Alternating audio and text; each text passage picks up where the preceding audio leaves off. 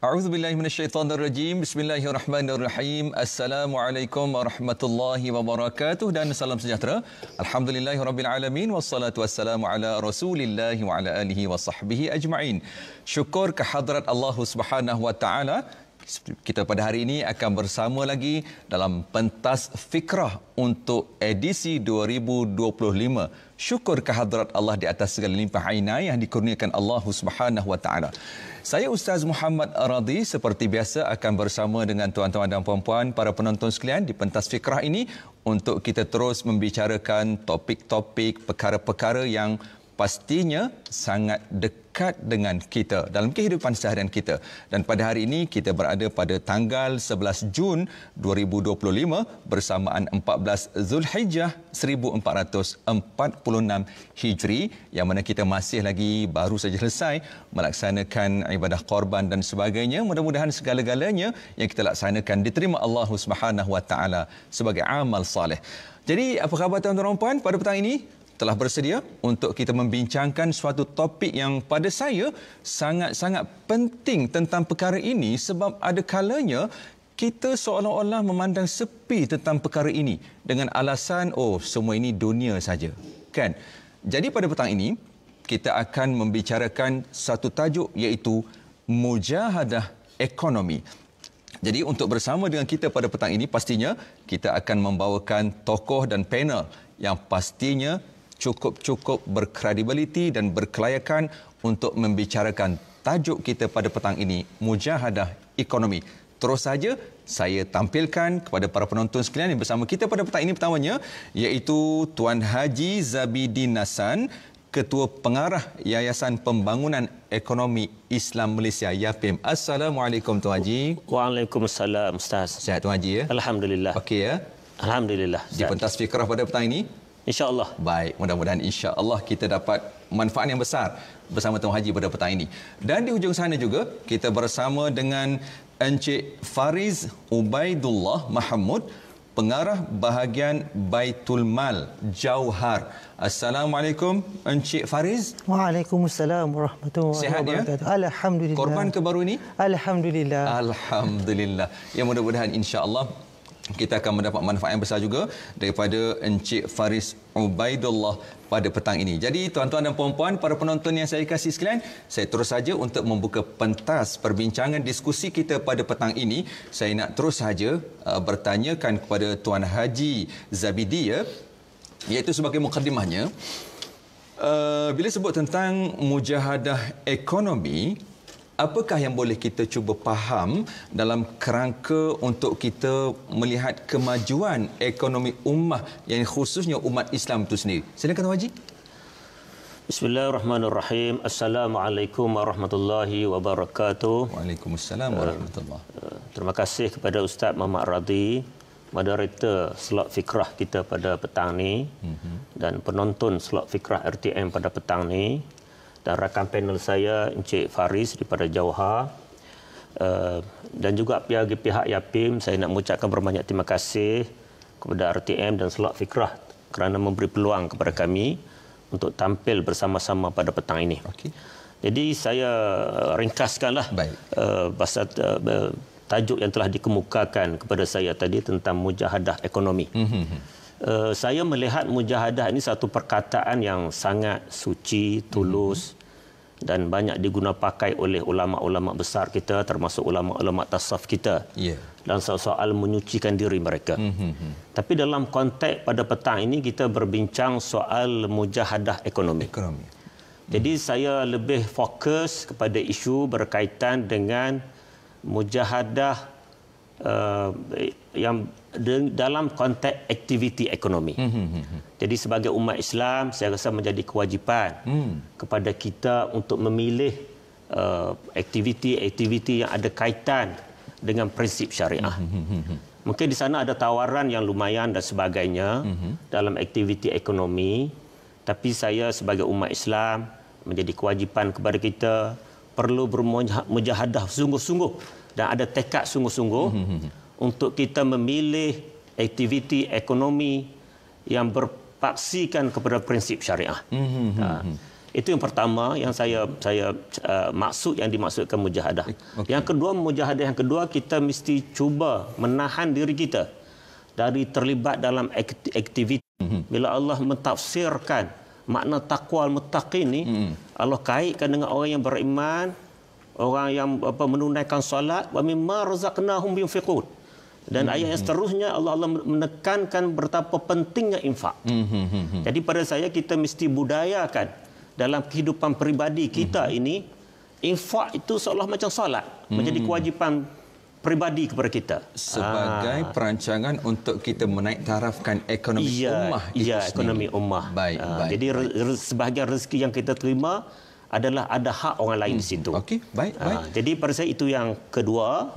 Yang ketiga, Ustaz, saya mencadarkan seandainya di mana agensi-agensi di luar, NGO atau yayasan yang menawarkan pakej-pakej program untuk membangunkan ummah, sama dalam bentuk ekonomi ataupun dalam bentuk-bentuk pendidikan.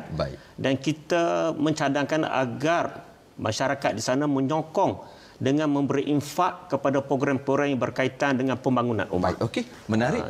Terima kasih. Itu pandangan awal saya. Baik, sangat menarik. Maksudnya Tuan Haji ada kaitkan juga dengan aktiviti yang benar, aktiviti yang dibenarkan syariat untuk matlamatnya meningkatkan ekonomi ummah itu sendiri. Inilah dikatakan sebagai mujahadah ekonomi. Baik, saya nak teruskan kepada Encik Faris ya. Sedikit orang kata, kenapa perlu untuk kita menjadikan mujahadah ekonomi ini sebagai suatu perkara yang penting ataupun agenda penting dalam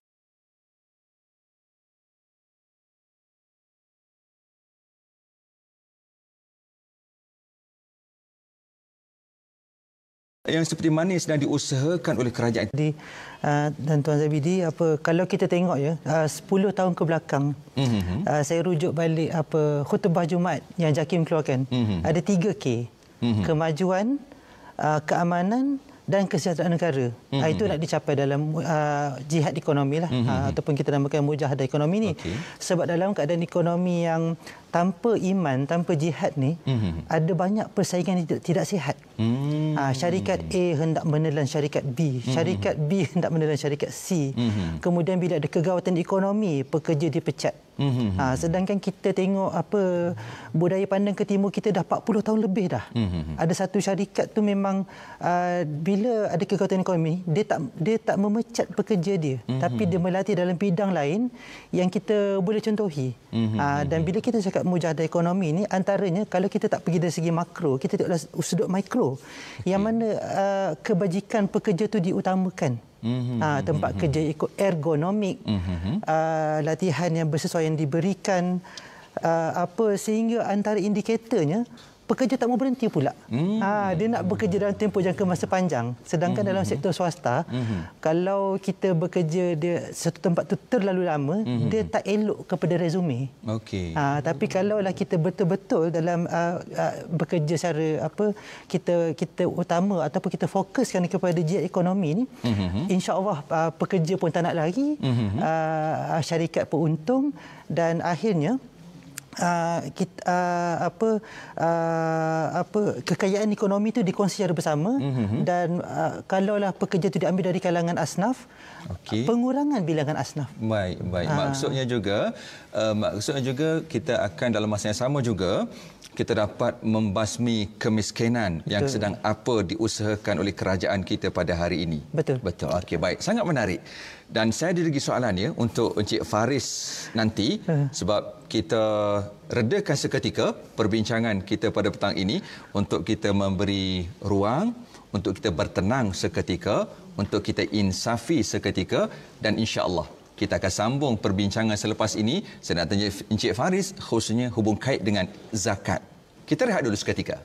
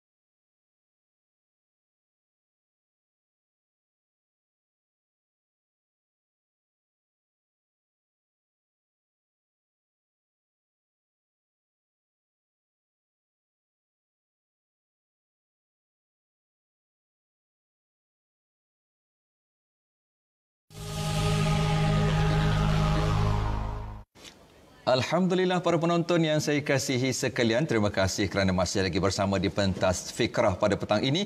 Kita sedang membincangkan suatu tajuk, usahakan agar kita dapat sama-sama menaik tarafkan sosioekonomi ummah Islam itu khususnya. Baiklah, saya nak teruskan sahaja kepada Encik Fariz ya. Bila menyebut mujahadah berkait dengan perjuangan. Bila perjuangan pastinya kita perlu kepada senjata ataupun alatan ataupun kaedah dan cara. Khususnya dalam konteks pada hari ini kita dah ada satu terma ataupun satu perkara yang kita kenal sebagai zakat. Ya, zakat.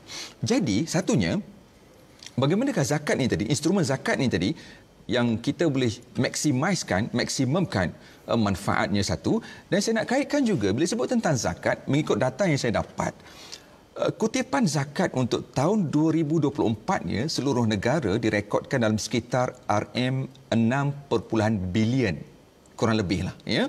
Dan manakala agihannya pula dalam 4.2 bilion dan tak termasuk beberapa buah negeri dalam portal yang saya dapatkan di Johor itu sendiri. Cuma persoalannya masih ada lagi yang kita katakan berada dalam kelompok susah itu tadi. Jadi mungkin Cik Fariz selaku berada di Johor, satu jabatan khusus tentang perkara ini, mungkin boleh cuba ulas tentang perkara ini. Silakan. Okey. Terima kasih Tuan Moderator, Ustaz Radhi. Bila kita cakap tentang memaksimalkan penggunaan zakat ni, kita kena tengok dulu dia punya huluan dia dulu. Okey, bila macam mana Baitul Mal Negeri memaksimumkan kutipan zakat ni, antaranya melalui pelantikan ejen. Penggunaan macam Majlis Agama Islam Wilayah Persekutuan, dia ada pusat penghutang zakat. Macam Majlis Agama Islam Melaka, dia ada zakat Melaka. Itu antara cara dia memaksimumkan kutipan. Selain daripada saluran bank dan sebagainya, membuat bayaran secara dalam talian. Ya. Untuk penggunaannya? Dari segi penggunaannya, contohnya Majlis Agama Islam Wilayah Persekutuan sendiri, dia ada 28 saluran untuk pengagihan bayaran zakat tu. Banyak fisabilillahnya, keusahawanan dan sebagainya lah. Daripada fakir miskin yang biasa tu, bantuan bulanan, dan dia ada juga bukan mawib saja, tapi Baitul Mal Negeri lain pun ada bantuan secara produktif, bantuan secara konsumtif. Yang produktif tadi tu bantuan modal niaga. Bantuan konsumtif ni macam bantuan bulanan yang kita tak boleh nak hukum jugalah golongan asnaf ni, sebab memang ada yang dah tak berupaya untuk bekerja akibat masalah kesihatan dan sebagainya. Jadi selain daripada bantuan secara terus, latihan keusahawanan pun ada diberi. Dan cara nak maksimumkan akan dibuat ujian psikometrik kepada calon usahawan asnaf. Sebab bila diberi saja modal niaga tu, ada yang tak berapa dimanfaatkan. Sebab ada asnaf yang boleh terbimbing dengan sendirinya, tapi ada yang memerlukan bimbingan berterusan. Maksudnya akan ada tapisan dan sebagainya. Betul? Ya, akan ada tapisan. Okey. Jadi maksudnya apa yang saya boleh faham adalah bahawa dari sudut manfaat kutipan zakat tersebut adalah diagihkan kepada penerima mereka yang layak ini tadi, dan juga dengan adanya aktiviti-aktiviti sebagai contoh keusahawanan itu tadi, itu antara langkah-langkah yang telah dibuat oleh pihak berkuasa agama khususnya dalam hal zakat itu sendiri, bagaimana untuk memanfaatkan atau memaksimalkan penggunaan zakat itu sendiri. Betul ya? Betul. Saya faham begitu ya? Betul. Baik, alhamdulillah. Saya nak teruskan pada Tuan Haji Zabidi ya. Sebab saya menarik dengan apa Encik Fariz tadi sebut tentang keusahawanan. Kita ada satu ungkapan yang menyebutkan apa ya? Daripada kita memberi ikan kepada penerima, adalah lebih baik kita memberi alatan pancing ikan untuk mereka berusaha. Jadi mungkin Tuan Haji boleh cuba ulas tentang perkara ini supaya kita dapat lebih banyak manfaatnya. Silakan Tuan Haji. Okey, terima kasih Pak Ustaz. Pada berkenaan dengan soalan yang telah dikemukakan, sama ada ikan dulu atau pancing dulu. Isunya isu yang dibincangkan ikan atau pancing. Baik. Mungkin ikannya untuk kita selesaikan masalah pada hari ini. Short term lah. Short term lah. Pancing untuk jangka masa yang panjang. Itu yang kita faham lah. Saya ingat perbahasan ni panjang.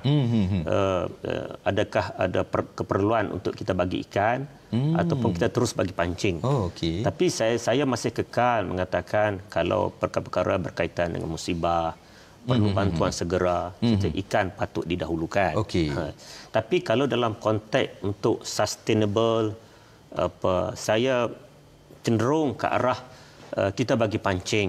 Dalam konteks YAPIM, kita memang mengamalkan, maksudnya selepas kita bagi ikan, kita kena pasti dan mereka ingin berubah. Ingin berubah ataupun kita memujuklah untuk supaya mereka terlibat, supaya kita bagi pancing dan sustain untuk kehidupan selepas itu tidak bergantung lagi kepada bantuan secara berterusan.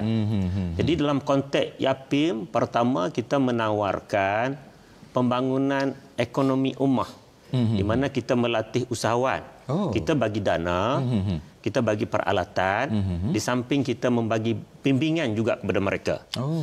Bimbingan ni dalam soal kewangan, dalam soal kewangan, kita bagi sikitlah ilmu yang berkaitan bagaimana untuk menjadi seorang usahawan. Cuma sikit adakah idea khusus untuk asnaf ataupun terbuka?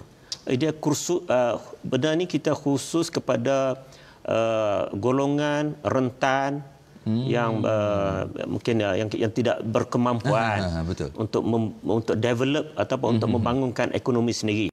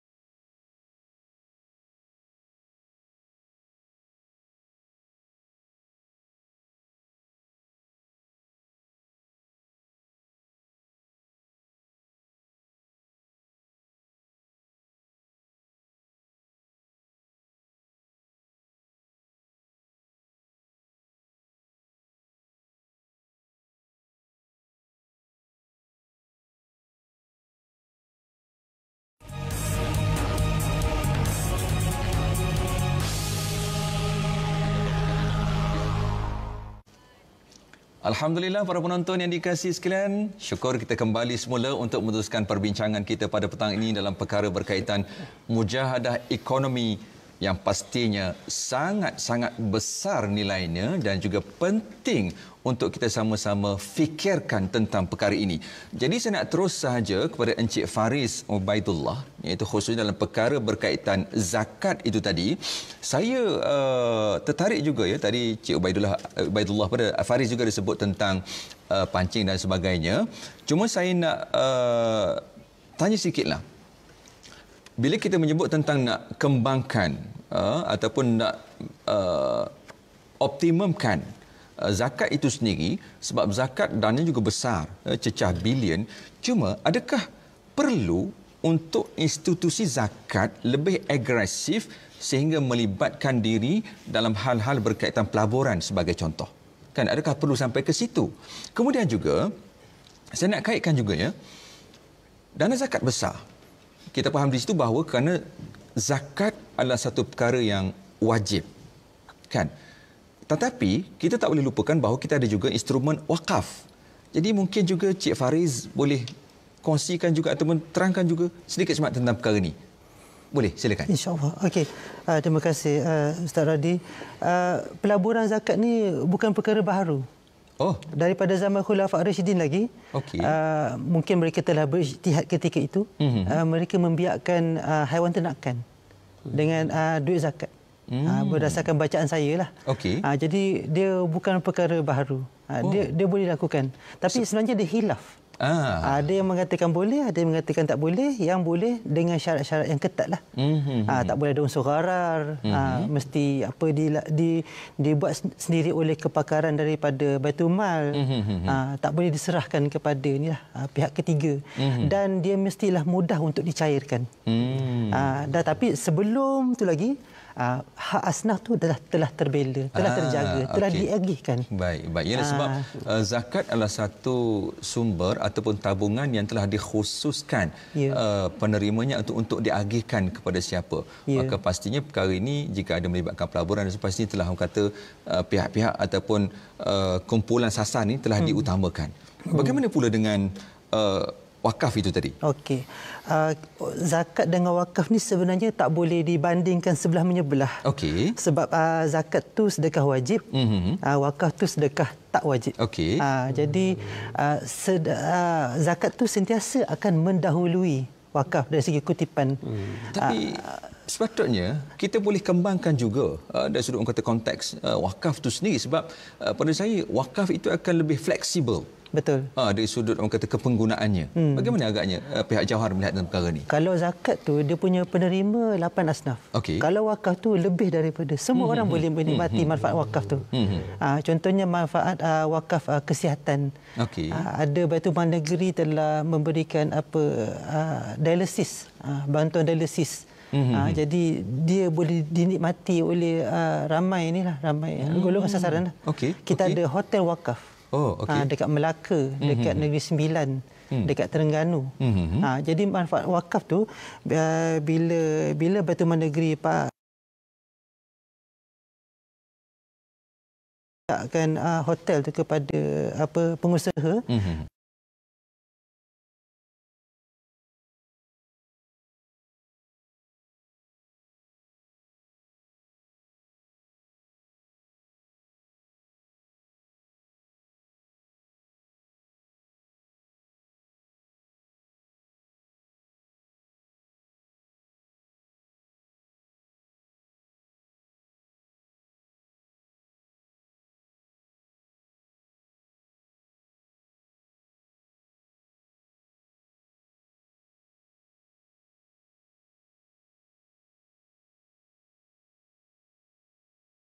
untuk dinikmati oleh ummah itu sendiri. Bagaimana pandangan Cik Faris? Ya, saya sangat setuju. Sebab itulah kita ada Yayasan Wakaf Malaysia dalam nak membudaya, mengembangkan lagi wakaf ni, sebab kita sentiasa ada jeraya wara untuk memaklumkan kepentingan wakaf. Kita ada penerbitan, e-penerbitan pun ada. Kalau boleh tengok dekat portal Jauhar, ada tak kurang 12 penerbitan, e-penerbitan berkaitan wakaf lah. Wakaf universiti dan sebagainya. Baik. Okey. Saya nak terus pula kepada Tuan Haji Zabidi ya. Yang mana sumbangan infak, Tuan Haji sebut juga tentang infak tadi, dalam bentuk harta ataupun kewangan besar nilainya. Cuma ya, kenapa agaknya sehingga ke hari ini masih lagi ada isu-isu yang berbangkit dalam perkara berkaitan infak ataupun sumbangan ini tadi? Mungkin Tuan Haji ada sedikit pandangan. Respon saya Ustaz kepada soalan ni, saya ada sedikit bersetuju dengan apa Encik Faris tadi. Pertama, zakat adalah institusi wajib.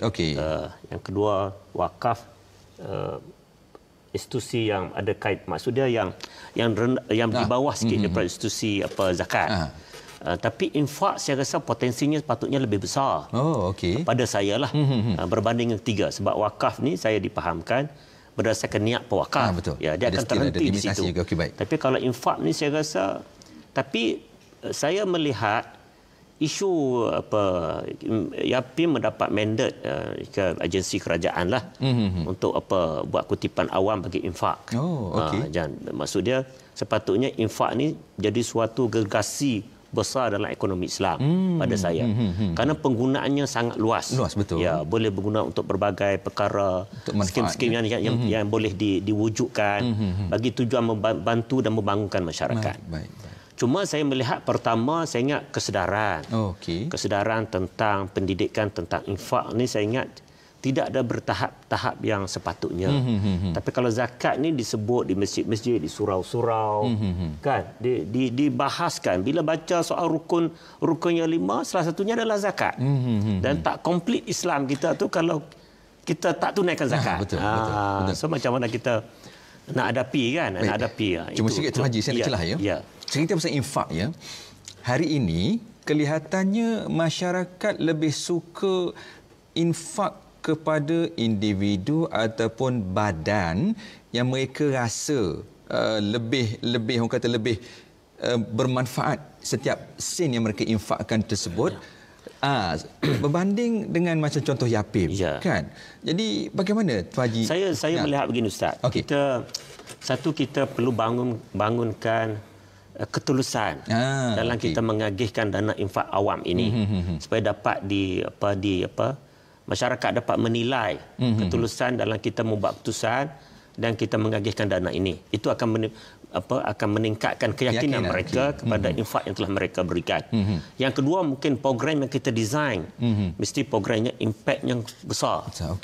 Kalau bagi tak tahu apa pergi ke mana, apa kesannya kepada masyarakat, itu mungkin menimbulkan persoalan kepada pemberi infak kita. Jadi saya masih mengatakan ketulusan dan soal kaitan dengan dana infak publik ini mesti kita bangunkan satu sistem supaya sistem itu pemberi dana infak ini dapat terus akses kepada data ke mana dananya disampaikan dan disalurkan, disumbangkan ya pada saya. Betul lah, sepatutnya pada saya institusi seperti YAPIM ini sepatutnya lebih didahulukan oleh masyarakat. Kan berbanding yalah kadang-kadang kita ni lebih orang kata persepsi bila contoh individu atau pihak tertentu buat sumbangan terus macam terus lambatkan duit sumbangan. Sepatutnya kita dah ada YAPIM. Kita dah ada dengan pelbagai program yang mungkin Tuan Haji boleh sedikit kongsikan lagi. Program yang kita kalau dalam konteks YAPIM saya rasa pertama kita kena bangunkan, kalau bolehlah Ustaz, bangunkan platform data infak bersepadu supaya kita dapat tahu kesan sebenarnya. Macam Ustaz sebut, infak ni ada pergi ke individu, ada pergi kepada agensi-agensi lain dan tidak datang kepada YAPIM. Saya ingat kita perlu ada satu data platform yang kukuh yang boleh menyelaraskan semua dana infak di seluruh negara pada saya. Saya ingat kita itu cabaran kita masalah sebab banyak dana infak di sana tapi kita tak pasti akhirnya apa yang memberi sampai ke mana? Sampai ke mana dan apa sumbangan dia kepada pembangunan ummah. Jadi kalau kita ada data berpusat, kita jelas, satu kita dapat sampaikan maklumat dana ini ke mana, dan termasuklah program-program yang dianjurkan oleh agensi-agensi lain. Jadi nampak kesannya kepada negara. Baik. Maksudnya manfaatnya lebih besar dan lebih berkesan, lebih berimpak setiap sen yang disumbangkan tersebut. Baik. Terima kasih Tuan Haji. Satu penjelasan yang sangat-sangat orang kata menarik pada saya. Jadi tuan-tuan puan, itulah tadi mujahadah ekonomi yang patutnya kita fikirkan. Jadi kita rehat dulu seketika untuk kita berfikir. Kita rehatkan diri dulu seketika.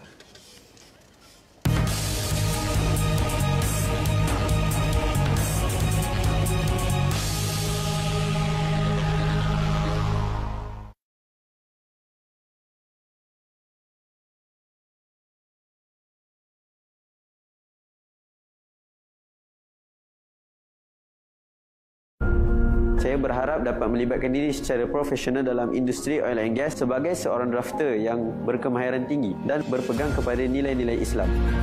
Program ini bertujuan melahirkan graduan yang memiliki kompetisi tinggi dalam bidang teknikal serta mempunyai pegangan agama yang kukuh melalui penghafazan Al-Quran. Saya belajar amali, latihan praktik. Saya dapat pendedahan dalam situasi bekerja dalam dunia sebenar. Saksikan topik perbincangan Forum Perdana Ehwal Islam minggu ini 9 malam hanya di TV1. Pernah tak anda sebagai ibu bapa memikirkan perasaan anak-anak? Mereka juga mangsa ketagihan dada. Hentikan, bantu mereka sebelum terlambat. Dapatkan rawatan secara sukarela di pusat pemulihan kerajaan ataupun swasta.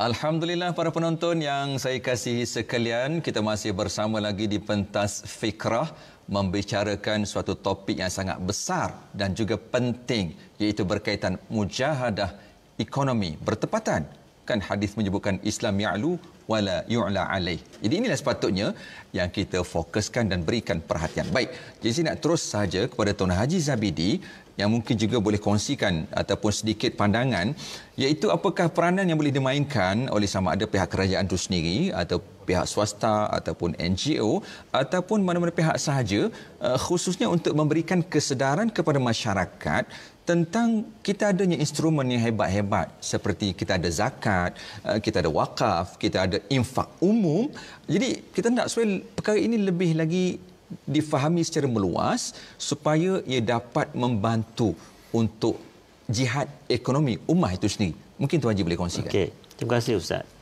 Pertama, saya kekal mengatakan kita perlu adakan program berbentuk kesedaran kepada masyarakat bahawa di antara gergasi ekonomi Islam, selain daripada zakat, zakat ini hanya untuk 8 asnaf saja. Kita ada wakaf dan kita ada infak. Jadi zakat ni kesedaran yang meningkat, saya ingat dekat zakat saja. Yang lain tu kesedarannya masih kurang. Jadi sama ada kita kena membina satu kurikulum mungkin melalui pendidikan di mana kita terus mendidik anak-anak kita daripada kecil lagi untuk menjiwai perkara berkaitan dengan infak. Ya. Kalau infak tu seperti yang sebut tadi Ustaz, dia memang sangat berangkai dengan muttaqin. Kan? Allazina yunfiquna fis sarra'i wad dharra. Orang yang muttaqin ni ialah orang yang berinfak. Waktu dia senang dan waktu dia susah. Jadi kesedaran ini dalam Quran jelas, Bu. Cuma kita tidak sampai kepada masyarakat. Sama ada kita boleh guna pakai guru-guru apa takmir kita di masjid-masjid atau di surau-surau yang di bawah JAKIM ni untuk dia menyebarluaskan kesedaran infak ini. Ya. Dan kalau kita faham tentang benefit daripada infak ini, memang besar sebenarnya kesan kepada kehidupan peribadi kita. Kalau kita menjiwai semangat infak ini. Yang kedua, saya masih kekal mengatakan dana infak yang kita dapat, pertama, kita mesti bangunkan data bersepadu. Ataupun dipanggil data raya apa sajalah. Yang mana setiap masyarakat yang memberi infak boleh akses kepada dana mereka di mana telah diagihkan dan di mana bantuan apa yang dah telah disalurkan. Sebab itu berkaitan dengan ketulusan, transparansi kita dengan pemberi dana. Yang ketiga, saya masih kekal kita mesti ada kepelbagaian dana infak ini. Bukan sekadar bantuan secara berterusan. Kalau syariah membenarkan boleh buat pelaburan. Dengan pelaburan itu kita dapat secara berterusan. Dan bantuan itu disalurkan secara berterusan. Mungkin kena tengok balik apa fiqh-fiqh berkaitan dengan apa pelaburan dan sebagainya. Adakah dana infak ini boleh digunakan untuk perkara-perkara yang tersebut. Jadi saya ingat itulah yang ketiga. Yang keempat, tak tahulah inisiatif kerajaan. Mungkin boleh bagi insentif cukai. Contohnya kan pelepasan cukai kepada mereka yang infakkan, sama ada dalam bentuk wang ringgit ataupun harta mereka. Maksudnya tidak bayar, maksudnya pelepasan cukai lah. Tidak perlu lagi kita bayar tax, kita bayar melalui dana yang kita infakkan tadi. Itu pandangan saya. Tuan Haji disebut juga tentang data yang bersepadu. Cuma mungkin juga sedikit Tuan Haji boleh nasihatkan juga, khususnya bagi pihak yang kita katakan sebagai pengumpul dana. Kan? Ya. Mungkin sedikit. Saya pertama kepada pengurus dana, pertama tingkatkan tahap profesionalisme mereka. Ketika mana mereka membuat promosi apa-apa saja berkaitan dengan untuk mengumpulkan dana. Tingkatkan tahap profesional mereka. Tingkatkan tahap profesional mereka ketika mereka berurusan dengan penerima manfaat. Jadi bila kita tingkatkan tahap profesionalisme kita, keyakinan pemberi itu meningkat. Dan keyakinan penerima juga meningkat. Jadi tak adalah pertikaian sana sini, tak konsisten keputusan. Ini bagi ini dapat banyak ni, so banyak isu. Jadi saya percaya kalau kita pengurus dana ni tingkatkan bersikap telus dan jujur dengan pemberi dan penerima, saya rasa insya-Allah kita boleh kembangkan. Tak isu ya. Kita boleh lagi dah kata apanya, rumah siap pahat masih berbunyi. InsyaAllah, mudah-mudahan. Ya, insyaAllah. Tuan Haji ya. Okey, saya nak terus juga pada Encik Faris. Pun sama juga tentang perkara yang sama juga dalam konteks ataupun dalam pandangan Encik Faris, bagaimana tentang institusi kerajaan ataupun swasta untuk terus memberikan ataupun inisiatif yang diusahakan untuk memberikan lebih lagi kesedaran tentang untuk memajukan instrumen-instrumen yang telah kita bincangkan, macam contoh zakat, wakaf, infak. Mungkin Cik Faris. Terima kasih Ustaz Radi. Bila cakap pasal kerajaan ni, dalam kerajaan tu ada individu lah, seperti kita. Jadi apa yang kebetulan lah saya tulis dalam akhbar berita harian beberapa bulan yang lepas, bila ada SSPA tu, ada kenaikan gaji, saya ambil kesempatan untuk menyeru kepada rakan-rakan Muslim, pihak awam, untuk semak semula kadar potongan zakat tu. Itu perlukan kesedaran jugalah individu dan juga ketua jabatan yang Muslim kena nasihatkanlah. Anak-anak buah dah dapat SSPA, semak semula potongan zakat. Itu antaranya. Kedua, seperti yang dikatakan oleh Tuan Zabidi, promosi program pendidikan berterusan tu kita tak boleh letih. Kita sentiasa kena ingatkan orang, baik melalui khutbah Jumaat ke, baik melalui podcast. Sekarang ni medsos lah Ya, betul, medsos. Jadi bila cakap pasal medsos ni, saya pada peranan kerajaan, saya suka kalau kita boleh secara kendiri peranan para pempengaruh. Kita ada tak kurang 20 macam itulah pempengaruh yang ada lebih pada 1 juta pengikut. Jadi katakanlah mereka boleh buat satu kandungan berkaitan wakaf ataupun zakat setiap bulan. Jadi dia punya audience tu sangat-sangat besar. Jadi impak dia akan lebih maksima. Ya, betul. Jadi jangan bebankan peranan tu kepada di bahu kerajaan saja. Semua ada peranan, semua. Ya, betul. Dan ibu bapa yang menonton rancangan ni pun ini pun salah satu kesedaran juga sebenarnya. Boleh bagi tahu kepada anak-anak, nanti akan datang bila kamu kerja, infakkanlah sebahagian daripada harta. Baik. Alhamdulillah. Ya, tuan-tuan dan puan-puan, para penonton yang saya kasih sekalian, mungkinlah sedikit akhir daripada Tuan Haji tentang perbincangan kita pada hari ini. Orang kata tepat, padat, ringkas. Silakan. Saya akhir kalam saya, pilihlah Yapib untuk infak anda. Baik. Yalah, institusi yang orang kata berketelusan. Yes. Cik Faris. Okay. Sedikit saja pada saya. Mujahadah ekonomi ini ialah suatu ekosistem yang perlu peranannya dimainkan oleh semua pihak. Baik yang berkuasa, baik yang tiada kuasa, baik peringkat individu, baik peringkat secara jemaah. Baik. Ya. Alhamdulillah. Terima kasih ya panel-panel kita yang hebat pada petang ini. Jadi para penonton yang saya kasih sekalian, mujahadah ekonomi matlamatnya untuk kita menaik taraf sosioekonomi ummah itu sendiri. Ya, kita umat yang sepatutnya meneraju, membimbing, memimpin dunia ini, sepatutnya kita mempunyai kekuatan ini. Jadi, dengan perbincangan kita pada petang ini bersama panel-panel kita, mudah-mudahan insya-Allah akan memberikan manfaat yang besar untuk kita bersama. Jadi, para penonton sekalian, mudah-mudahan manfaat kita perolehi bersama pada petang ini untuk kita sama-sama terus memajukan ummah kita, mudah-mudahan insya-Allah. Jadi, terima kasih panel kita dan kita akan bertemu lagi pada pertemuan akan datang. Wallahu a'lam. Assalamualaikum warahmatullahi wabarakatuh. Waalaikumsalam Waalaikumsalam warahmatullahi wabarakatuh.